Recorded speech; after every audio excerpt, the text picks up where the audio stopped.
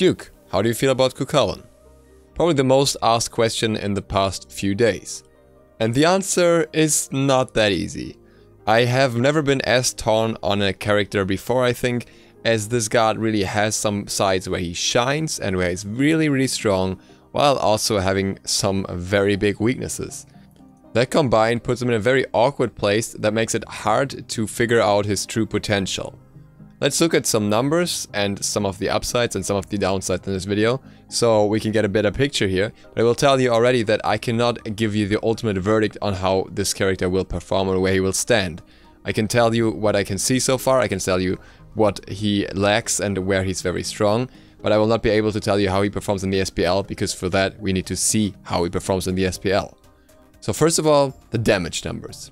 If you combine all of his damaging abilities, including the ultimate, the base damage of the abilities is 1465.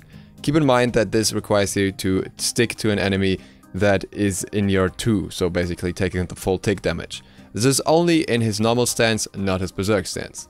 The scaling of the same abilities is 235%. This is due to the fact that his 2 has a 13th tick, something that some people may not have noticed, and think that he only has 12 ticks, but there is actually an extra tick on the ability at 0 seconds. Let's put that next to another damaging god with ability focus damage, Hercules. Hercules, across his 3 damaging abilities, not 4, has 1425 damage, so we have a 40 damage difference in favor of Cu Chulainn here.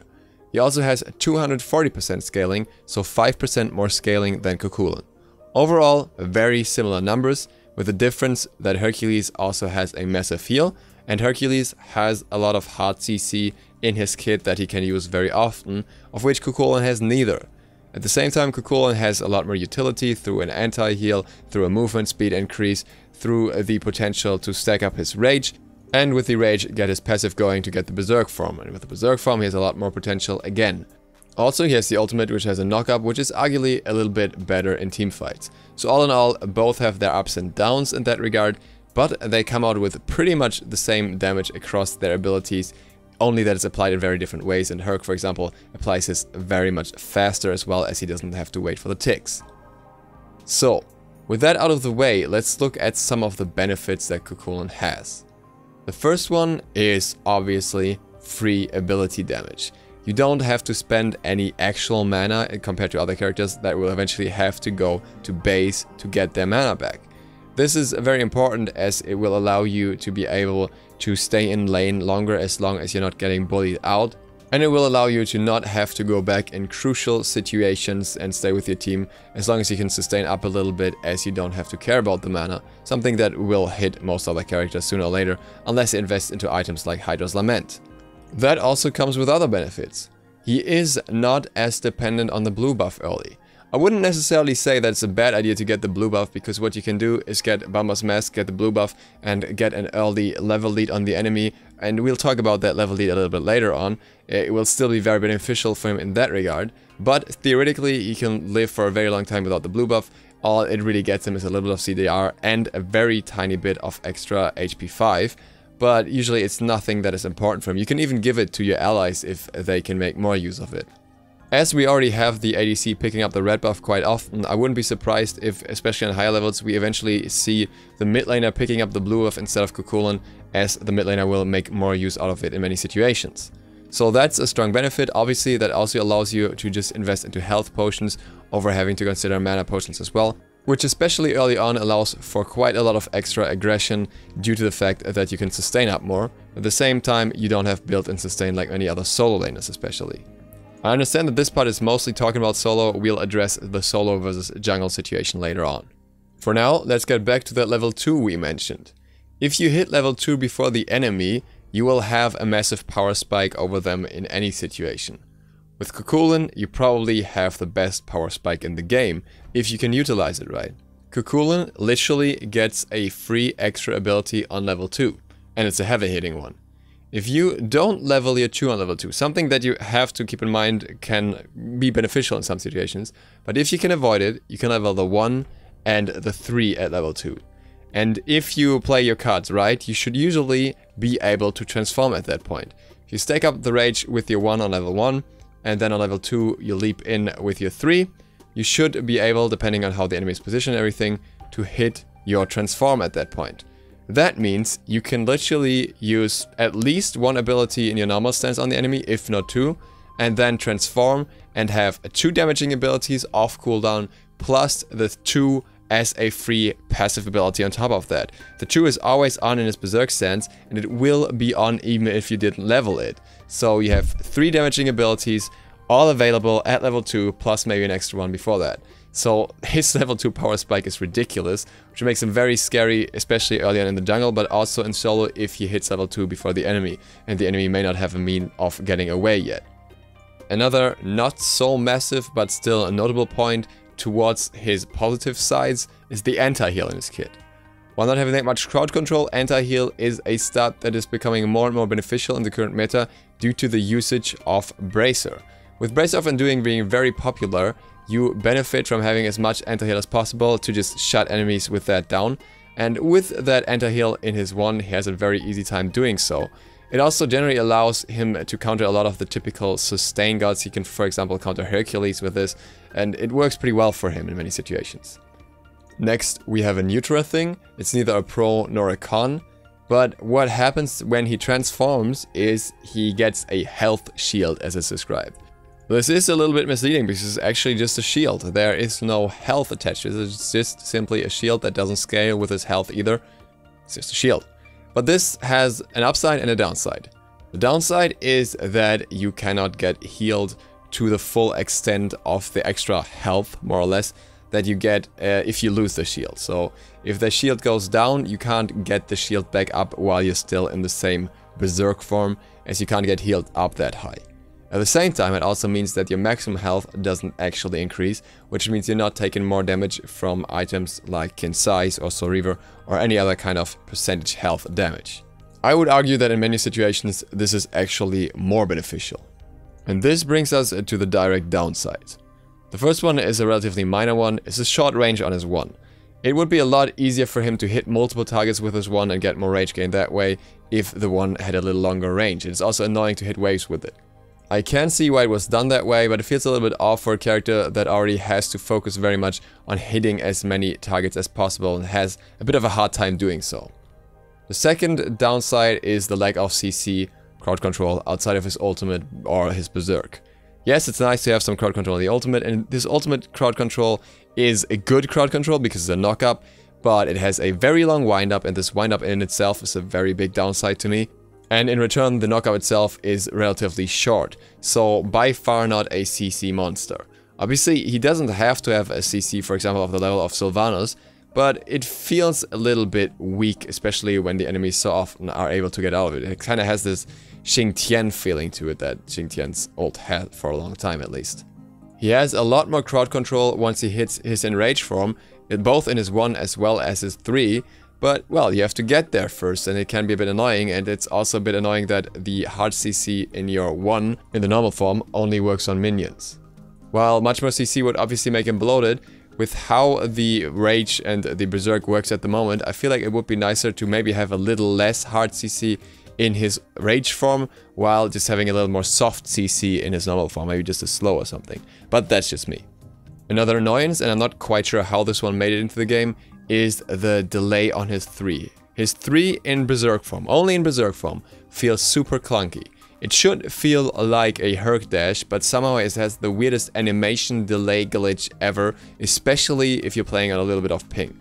If you've played him on, for example, an A ping as a EU player or the other way around, you will have noticed that it lags out in the strangest way, and I've not had this for another ability since quite a while, unless some ability was super glitched, and for him it just happens pretty much every time, and I don't know what it is. And the last point that we have is probably the most crucial one, and the one that really made me want to do this video as well. His rage generation is something else.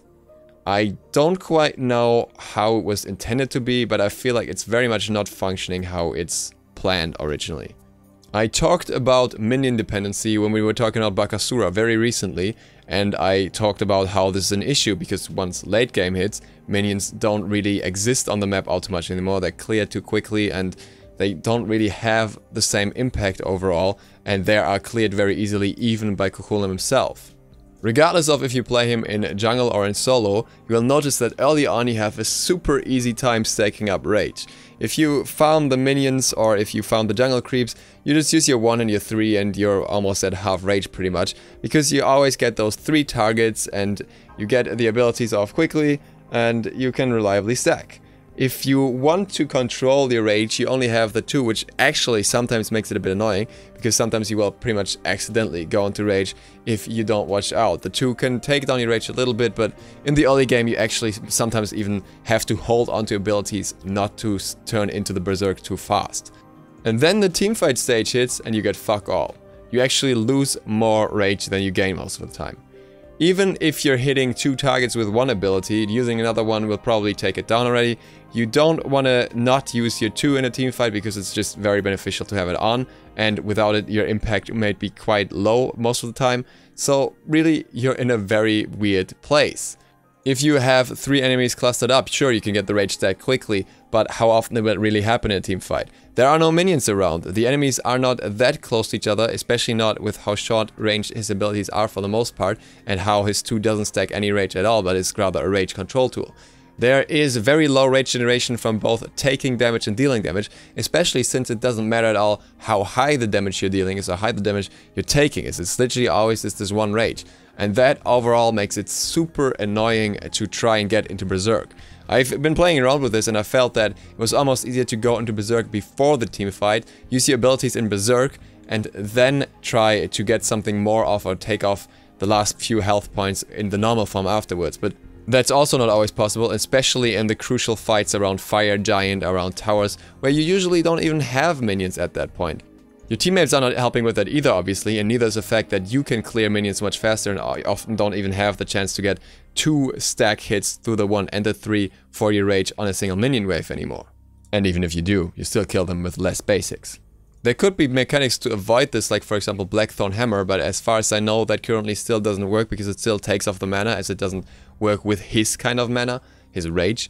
And everything else could be influenced as well. You could, for example, get a more rage gain if you level an ability higher through the single hit of an ability. You could get more rage gain through a basic if it deals a certain amount of damage or you have a certain level. Or what I think would make most sense is you would simply get more rage gain through guards. If you hit a guard, just make it count as 2 stacks instead of 1, and the whole problem is probably gone pretty quickly, because then you will be rewarded for fighting a god in a 1v1 scenario without having their teammates around and hoping that a teammate will stand close enough to them. Last but not least, a few words on solo versus jungle. I've played both a few times now, and I've got to say that it's not quite like I expected it to be. In jungle, I thought the rage generation would help him have better ganks with his berserk form, but that has to be very carefully planned and is often more of a fine-tuning of the rage problem than you would expect it to be.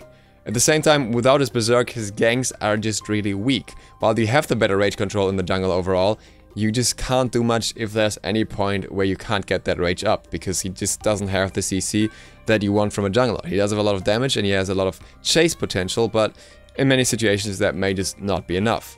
At the same time, as a solo laner, the rage control was better than I expected, but at the same time not what I expected either. It's the same issue late game, you will still end up in the same situation, even though you can actually do the rage control through minion camps in between as well during rotations. But for a frontlining solo, he has relatively low sustain, relatively low base survivability, he has no mitigation or anything like that, for example like on Osiris, and relatively low CC. He is more towards the damage side, so you really have to work with that aggressiveness that he brings to the table if you want to get anything out of it. And I think it's hard to make that work as effectively as you could be with his current state overall.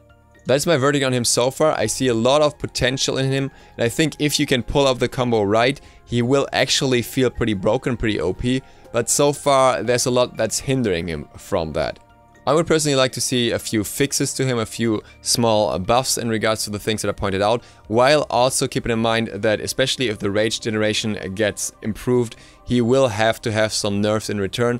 I think especially the berserk form itself shouldn't be that strong when the normal form already gets stronger, or the damage numbers have to be adjusted in that regard. If he is able to reliably go berserk in a team fight, then he should probably not be able to have as much damage in his normal farm as he currently does, as otherwise his damage numbers just go out of control if he uses all of his abilities. That's my thoughts so far. I hope you enjoyed this video. I hope this was insightful and informative. Thank you guys very much for watching. If you're not subscribed yet, feel free to click that sub button and maybe the bell. It really helps me out. See you for the next one tomorrow. It's gonna be a good one. ZiSotto, out.